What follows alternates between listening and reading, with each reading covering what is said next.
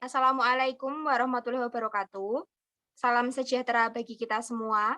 Yang terhormat Bapak Siswanto SPD MPD, selaku dosen pengampu mata kuliah Perencanaan Pembelajaran IPA, serta semua teman-teman yang kami banggakan.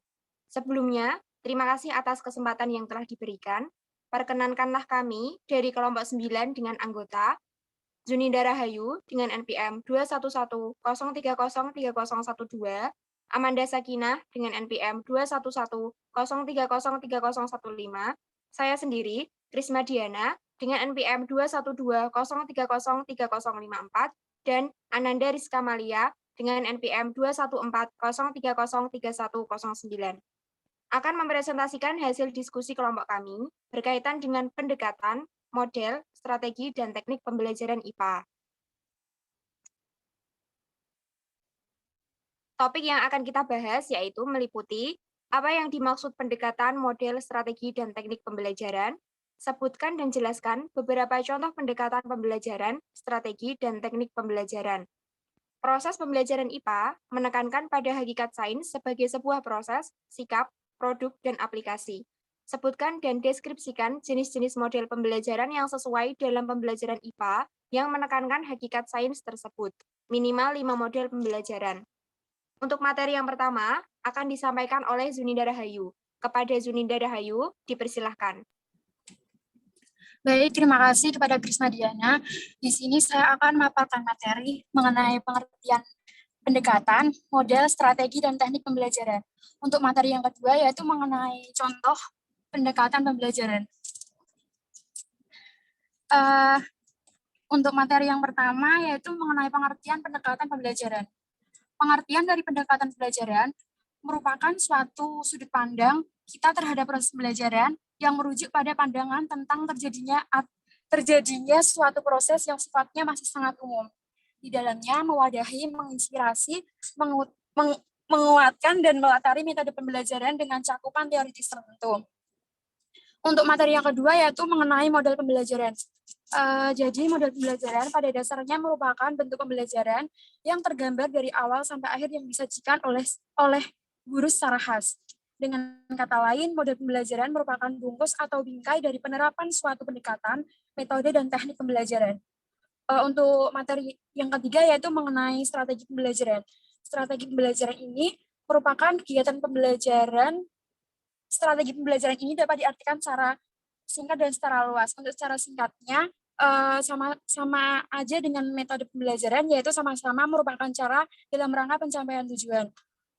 Dalam pengertian luas, sebagaimana dikemukakan oleh Newman, mengemukakan 4 unsur strategi dari setiap usaha, yaitu yang pertama, mengidentifikasi dan menetapkan spesifikasi dan kualifikasi hasil atau output dan sasaran atau target yang harus dicapai dengan mempertimbangkan aspirasi dan selera masyarakat yang memerlukannya.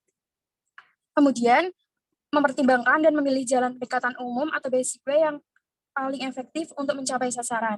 Yang ketiga, yaitu mempertimbangkan dan menetapkan langkah-langkah atau steps yang akan ditempuh sejak titik awal sampai dengan sasaran. Kemudian yang keempat, mempertimbangkan dan menetapkan tolak ukur atau kriteria dan patokan ukuran atau standar untuk mengukur dan menilai taraf keberhasilan atau achievement usaha. Kemudian yang terakhir yaitu mengenai teknik pembelajaran. Teknik pembelajaran ini dapat diartikan sebagai cara yang dilakukan seseorang dalam mengimplementasikan suatu metode secara spesifik. Misalkan, penggunaan metode ceramah pada kelas yang jumlah siswanya relatif banyak membutuhkan teknik tersendiri, yang tentunya secara teknis akan berbeda dengan penggunaan metode ceramah pada kelas yang jumlah siswanya terbatas. Dengan demikian pula, penggunaan metode diskusi yang digunakan teknik berbeda pada kelas yang siswanya tergolong aktif dengan kelas yang siswanya tidak tergolong aktif. Kemudian materi yang kedua yaitu mengenai contoh dari pendekatan pembelajaran. Contoh yang pertama yaitu pendekatan secara kontekstual. Pendekatan secara kontekstual atau contextual teaching and learning merupakan konsep belajar yang membantu guru mengaitkan antara materi yang diajarkan dengan situasi dunia nyata siswa dan mendorong siswa membuat hubungan antara pengetahuan yang dimilikinya dengan penerapan dalam kehidupan mereka sebagai anggota keluarga dan masyarakat. Kemudian, contoh dari pendekatan yang kedua yaitu pendekatan konstruktivisme, yaitu merupakan pendekatan dalam pembelajaran yang lebih menekankan pada tingkat kreativitas siswa dalam menyalurkan ide-ide baru yang dapat diperlukan bagi pengembangan diri siswa yang didasarkan pada pengetahuan. Kemudian pendekatan yang ketiga yaitu pendekatan deduktif atau deductive approach. Merupakan pendekatan yang menggunakan logika untuk menarik satu atau lebih kesimpulan berdasarkan seperangkat premis yang diberikan. Dengan sistem deduktif yang kompleks, peneliti dapat menarik lebih dari satu kesimpulan. Kemudian yang keempat yaitu mengenai pendekatan induktif atau inductive approach, yaitu merupakan pendekatan yang menyimpulkan permasalahan dari hal-hal yang bersifat khusus. Metode induktif sering digambarkan sebagai pengambilan kesimpulan dari sesuatu yang umum ke sesuatu yang khusus. Yang kelima, ada pendekatan konsep. Pendekatan konsep ini merupakan pendekatan yang mengarahkan peserta didik menguasai konsep secara benar dengan tujuan agar tidak terjadi kesalahan konsep. Konsep merupakan klasifikasi perangsang yang memiliki ciri-ciri tertentu yang sama. Yang keenam, ada pendekatan proses.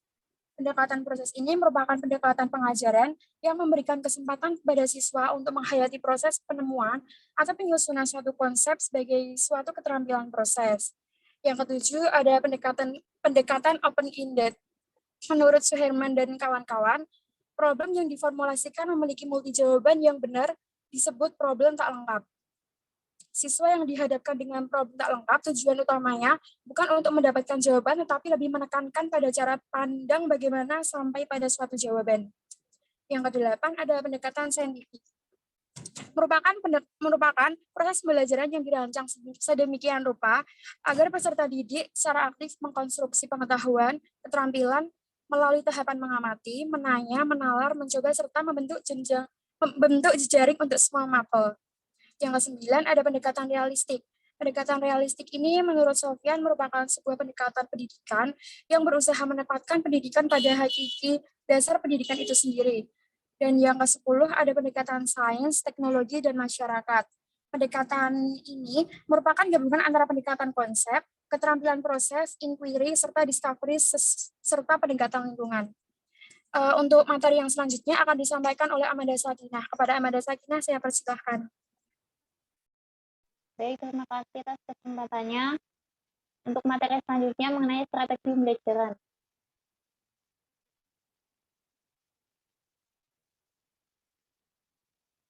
Contoh strategi pembelajaran. Yang pertama ada mengulang atau rehearsal. Strategi mengulang terdiri dari strategi mengulang sederhana dengan cara mengulang-ulang dan strategi mengulang kompleks dengan cara menggarisbawahi ide-ide utama atau underlining dan membuat catatan pinggir atau marginal note. Yang kedua ada strategi elaborasi. Elaborasi adalah proses penambahan rincian sehingga informasi baru akan menjadi lebih bermakna. Oleh karena itu membuat pengkodean lebih mudah dan lebih memberi kepastian. Yang ketiga ada strategi organisasi. Strategi organisasi bertujuan membantu siswa meningkatkan kebermaknaan materi baru, terutama dilakukan dengan mengenakan struktur pengorganisasian baru pada materi-materi tersebut. Strategi ini meliputi pembuatan kerangka, pemetaan, mnemonik. Contoh mnemonik yaitu chunking atau pemotongan, akronim atau singkatan, kata berkait atau link word. Suatu mnemonik untuk belajar kosakata bahasa asing. Yang keempat ada strategi metakognitif. Metakognitif adalah pengetahuan seseorang tentang pembelajaran diri sendiri atau berpikir tentang kemampuannya untuk menggunakan strategi-strategi belajar tertentu dengan benar. Metakognitif mempunyai dua komponen, yaitu yang pertama ada pengetahuan tentang kognitif, dan yang kedua ada mekanisme pengendalian diri seperti pengendalian dan monitoring kognitif. Next.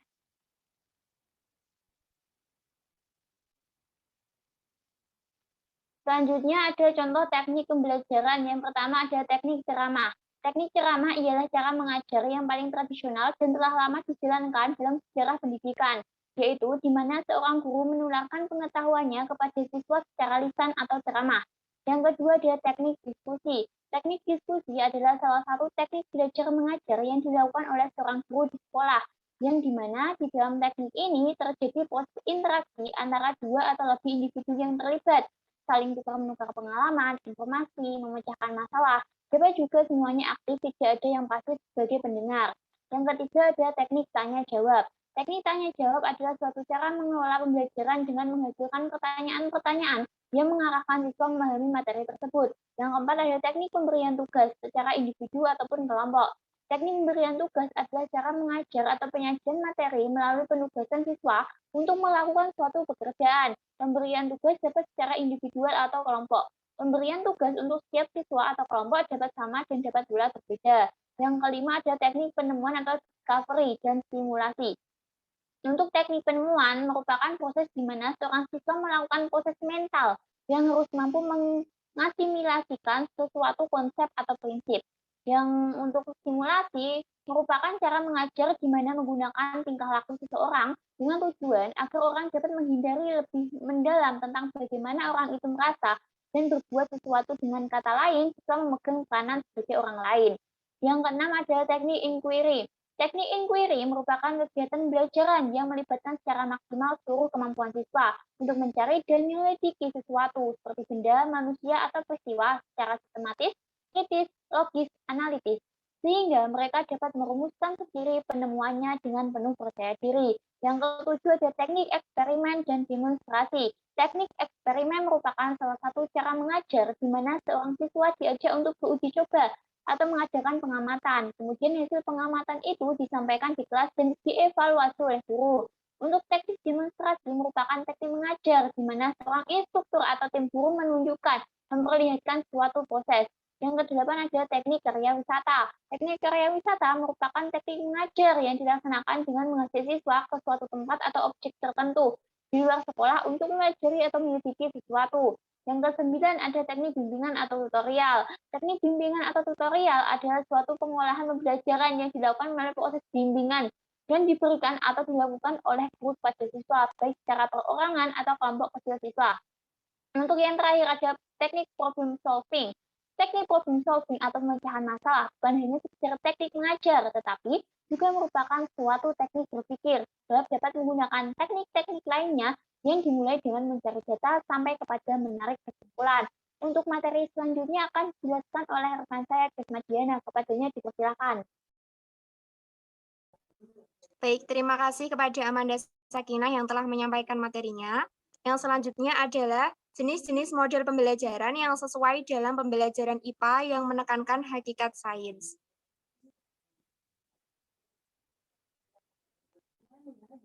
Next. Yang pertama ada model pembelajaran langsung atau direct instruction. Pembelajaran langsung dirancang secara khusus untuk mengembangkan pembelajaran siswa tentang pengetahuan prosedural dan pengetahuan deklarasi yang terstruktur dengan baik dan dapat dipelajari selangkah demi selangkah. Sintaks model pembelajaran langsung adalah sebagai berikut, yaitu ada fase menyampaikan tujuan dan mempersiapkan siswa, fase mendemonstrasikan pengetahuan atau keterampilan, fase membimbing pelatihan, fase mengecek pendalaman dan pemberian umpan balik, serta fase memberi kesempatan untuk pelatihan lanjutan dan penerapan. Yang kedua, ada model pembelajaran Children Learning in Science atau CLIS. Model pembelajaran CLIS adalah kerangka berpikir untuk menciptakan lingkungan yang memungkinkan terjadinya kegiatan belajar mengajar yang melibatkan siswa dalam kegiatan pengamatan dan percobaan dengan menggunakan LKS. Model pembelajaran ini bertujuan untuk membentuk pengetahuan atau konsep ke dalam memori siswa agar konsep tersebut dapat bertahan lama. Karena model CLIS memuat beberapa rangkaian tahapan kegiatan siswa dalam mempelajari konsep yang diajarkan. Tahapan dalam model pembelajaran CLIS meliputi orientasi, pemunculan gagasan awal, penyusunan gagasan, penerapan gagasan, dan kaji ulang perubahan gagasan. Faktor penting dalam pelaksanaan model pembelajaran CLIS yaitu menciptakan situasi belajar terbuka dan memberikan kebebasan kepada siswa dalam mengemukakan ide atau gagasan. Yang kedua, memberikan kesempatan kepada siswa untuk bertanya pada teman atau gurunya, kemudian pada akhir kegiatan pembelajaran guru, menjelaskan konsep-konsep ilmiah untuk menghindari kesalahpahaman pada siswa. Dan yang ketiga, memberikan tugas perorangan yang dikerjakan siswa di rumah berupa PR sebagai penerapan konsep yang telah diajarkan. Next.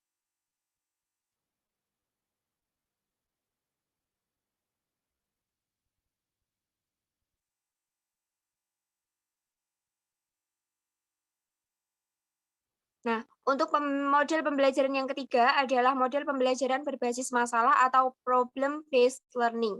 Pembelajaran berbasis masalah dikembangkan untuk pertama kalinya oleh Howard Barrows pada awal tahun 70-an dalam pembelajaran ilmu medis di Southern Illinois University School of Medicine yang merupakan pengembangan dari model MC Master, Barrows 1980 dalam Karim et al. 2007. Pembelajaran berbasis masalah mengutamakan proses belajar, di mana tugas guru harus memfokuskan diri untuk membantu peserta didik mengembangkan keterampilan dan kecakapan berpikir dalam mempelajari dan menyerap materi pembelajaran. Dengan demikian, pembelajaran berbasis masalah dapat digunakan untuk melatih dan mengembangkan berbagai keterampilan dan kecakapan sains tingkat tinggi, serta meningkatkan pencapaian hasil belajar. Barbara J. Dutch, 2001, menyatakan bahwa beberapa kemampuan yang dapat dilatih melalui pembelajaran berbasis masalah adalah berpikir kritis, menganalisis dan mampu memecahkan masalah dunia nyata, mencari, mengevaluasi, dan menggunakan sumber belajar yang tepat, kerjasama dalam kelompok atau tim, cakap dalam menyajikan dan berkomunikasi secara efektif, baik secara lisan maupun tulisan, serta menggunakan pengetahuan dan kecakapan intelektual yang diperoleh untuk terus belajar. Tahapan dalam model pembelajaran berbasis masalah adalah sebagai berikut. Tahap 1, orientasi peserta didik pada masalah. Tahap 2, mengorganisasi peserta didik. Tahap 3, membimbing penyelidikan individu maupun kelompok. Tahap 4, mengembangkan dan menyajikan hasil. Serta tahap yang kelima, yaitu menganalisis dan mengevaluasi proses dan hasil pemecahan masalah. Untuk materi yang selanjutnya akan disampaikan oleh rekan saya Ananda Rizka Malia. Kepada Ananda Rizka Malia, dipersilahkan. Baik, terima kasih atas kesempatannya. Izin untuk melanjutkan materi, yaitu tentang model pembelajaran Quiet Inquiry atau pembelajaran inquiry terbimbing, di mana strategi inquiry ini menekankan kepada aktivitas peserta didik secara maksimal untuk mencari dan menemukan. Artinya, di dalam pendekatan inquiry ini itu menempatkan peserta didik sebagai suatu subjek belajar. Dari keseluruhan aktivitas yang dilakukan peserta didik, diarahkan untuk mencari dan menemukan sendiri dari suatu yang dipertanyakan, sehingga diharapkan dapat menumbuhkan sikap percaya diri pada peserta didik. Tujuan dan penggunaan model pembelajaran inquiry terbimbing ini itu untuk mengembangkan kemampuan intelektual sebagai bagian dari mental. Akibatnya, dalam pembelajaran inquiry ini, peserta didik tidak hanya dituntut agar menguasai pelajaran saja, namun juga peserta didik dapat menggunakan potensi yang mereka miliki. Kemudian sintaks dari pembelajaran inquiry terbimbing ini yaitu adanya perumusan masalah, membuat hipotesis, merancang percobaan, melakukan percobaan, serta mengumpulkan data dan menganalisisnya. Kemudian yang selanjutnya yaitu model pembelajaran pencapaian konsep atau konsep attainment, di mana model pembelajaran yang dirancang ini itu untuk menata atau menyusun suatu data sehingga konsep-konsep yang penting dapat dipelajari secara tepat dan efisien. Pada prinsipnya, model pembelajaran ini adalah suatu strategi untuk mengajar dengan menggunakan data untuk mengajarkan konsep kepada peserta didiknya, di mana di sini itu guru mengawali atau memulai pelajarannya itu dengan cara menyajikan data atau suatu contoh. Kemudian guru itu meminta kepada siswanya untuk mengamati data atau contoh tersebut. Lalu ada dua peran pokok guru di dalam pembelajaran model pencapaian konsep ini yang harus diperhatikan oleh guru, yaitu seperti menciptakan suatu lingkungan yang sedemikian atau kondusif di mana siswa itu akan merasa bebas untuk berpikir dan menduga tanpa adanya rasa takut dan dari sebuah kritikan atau ejekan, dan mereka dapat menjelaskan dan menggambarkan atau mengilustrasikan bagaimana model pencapaian konsep itu seharusnya berlangsung dan terjadi. Kemudian guru di sini juga bertujuan atau memiliki fungsi untuk membimbing siswa di dalam proses tersebut, di mana guru ini harus membantu siswa untuk menyatakan dan menganalisis hipotesis yang mereka miliki dan membuat pengartikulasian atau pemikiran-pemikiran mereka itu lebih terkonsep lagi. Kemudian yang selanjutnya itu model pembelajaran pembangkit argumen, di mana model ini itu dirancang untuk memberikan suatu kesempatan bagi siswanya untuk mengembangkan klaim yang digunakan untuk menjawab suatu pertanyaan dalam suatu permasalahan. Model ini itu mempunyai suatu kelebihan, yaitu seperti proses pembelajarannya itu berubah dari teacher center menjadi student center. Kemudian Pembelajaran ini juga mendorong siswa untuk memiliki keterampilan bernalar dan berargumen atau berpendapat. Kemudian, pembelajaran ini juga dapat meningkatkan tingkat pengharapan siswa, kemudian dapat menghindari pengajaran yang hanya bersifat verbal dan pengajaran yang hanya bersifat menghafal. Kemudian, pembelajaran ini juga melatih siswa untuk cakap dalam menyelesaikan suatu masalah dan meningkatkan kepuasan intelektual siswa serta meningkatkan potensi intelektual siswa. Sekian yang dapat saya sampaikan, kurang lebihnya mohon maaf. Saya kembalikan lagi kepada moderator. Terima kasih.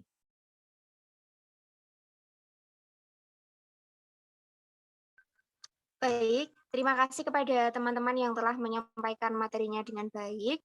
Sekian yang dapat kelompok 9 sampaikan mengenai modul-modul pembelajaran, strategi, dan teknik pembelajaran. Sekian, mohon maaf apabila banyak kesalahan. Semoga video ini bermanfaat. Terima kasih. Wassalamualaikum warahmatullahi wabarakatuh.